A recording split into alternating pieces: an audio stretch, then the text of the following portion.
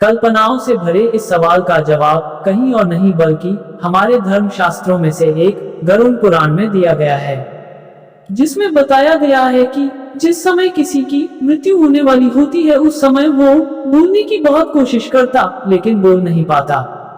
कहा तो यह भी जाता कि बढ़ते समय के साथ उनकी बोलने सुनने की शक्ति खत्म होती जाती है और उस समय शरीर से अंगूठे के बराबर आत्मा निकलती है, जिसे कोई और नहीं बल्कि खुद यमदूत पकड़कर यमलोक ले जाते हैं।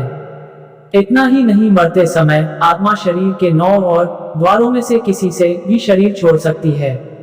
लेकिन सोचने वाली बात है कि आपके शरीर की आखिर वो कौन सी जगह है। दोस्तों, यह 9 द्वार दोनों आंखें, दोनों कान, दोनों नासिका, मुंह या फिर उत्सर्जन अंग है। जिसने अपना पूरा जीवन सिर्फ अपने और अपने परिवार के लिए ही सोचा हो, जन कल्याण नहीं किया और सिर्फ पैसे कमाने में ही लगा रहता है, उसके प्राण उत्सर्जन अंग से निकलते हैं। कहा जाता कि यह वो लोग भी होते जिनके मन में हमेशा गंदे विचार ही रहते हैं। ऐसे लोग की जब मृत्यु आती है तब यमदूतों को देखते हैं, वो घबरा जाते हैं और उनके प्राण नीचे की ओर सरकने लगते हैं। इसके बाद प्राण वायु नीचे के रास्ते से निकल जाती है।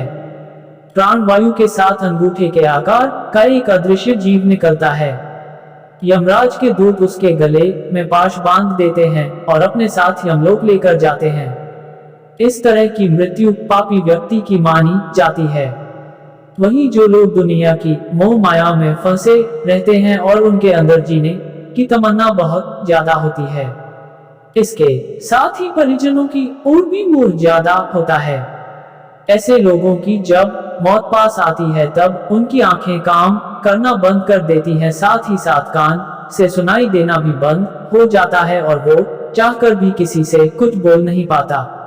ऐसे लोग परिवार से जुड़े मोह के धागों के चलते अपने प्राण नहीं छोड़ना चाहते, जिसके बाद यमराज के दूत को आंखों से बलपूर्वक उनके प्राण निकालने पड़ते हैं, जिसकी वजह से उनकी आंखें उलट जाती हैं। दोस्तों, गरुड़ पुराण में उन लोगों की मौत के बारे में भी बताया गया है जो आजीवन धर्म के रास्ते पर चलते। आपने कई बार देखा होगा कि मौत के बाद कई शव के मुंह टेढ़े हो जाते हैं। बता दें, ऐसा उन लोगों के साथ होता जिनके प्राण मुंह से निकलते हैं। इसको बहुत ही शुभ माना जाता है। इसके साथ ही इन लोगों को यमलोक में कष्ट नहीं भोगना पड़ता। वहीं शास्त्रों में नाक से प्राणों का निकलना भी बहुत शुभ बताया गया है। गरुड़ पुराण के मुताबिक इस तरह से उन्हीं लोगों के प्राण निकलते हैं जिन्होंने परिवार में रहते हुए सारे फर्ज निभाए हों और मन को वैरागी भी बना लिया हो। वहीं अगर हम मौत से पहले की बात करें तो बता दें, उससे पहले आत्मा शरीर से निकलकर कुछ देर तक बेहोशी की हालत में रहती है। आत्मा को इस तरह लगता जैसे कोई बहुत मेहनत करके थका हुआ हो और गहरी नींद में हो, लेकिन कुछ पल में यह अचेत से सचेत हो जाती है और उठकर खड़ी हो जाती है। और जब शरीर से आत्मा निकलती है तब शरीर को कुछ समय तक कुछ पता ही नहीं चलता है कि वह शरीर से अलग है।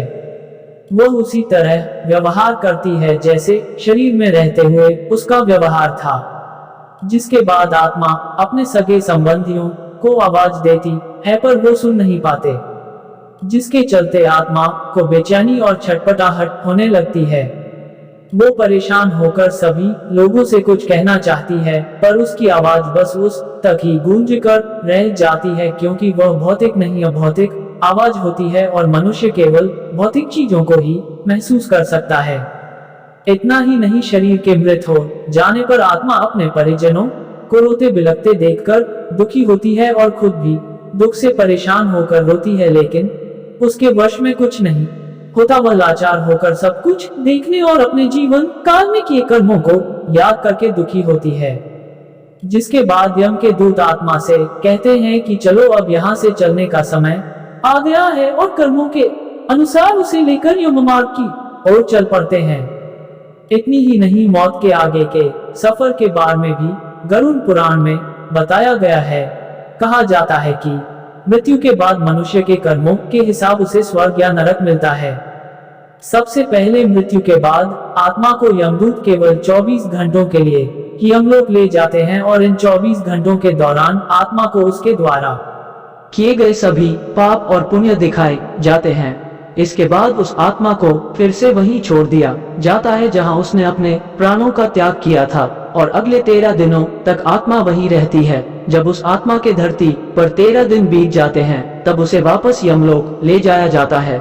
यही नहीं, मृत्यु के बाद जीवात्मा को यमलोक के मार्ग में कई तरह की बाधाओं का सामना करना पड़ता है। जो अच्छी आत्माएं होती उन्हें इस बाधाओं से कोई फर्क नहीं पड़ता, वहीं बुरी आत्माओं को कई प्रकार की यातनाओं का सामना करना पड़ता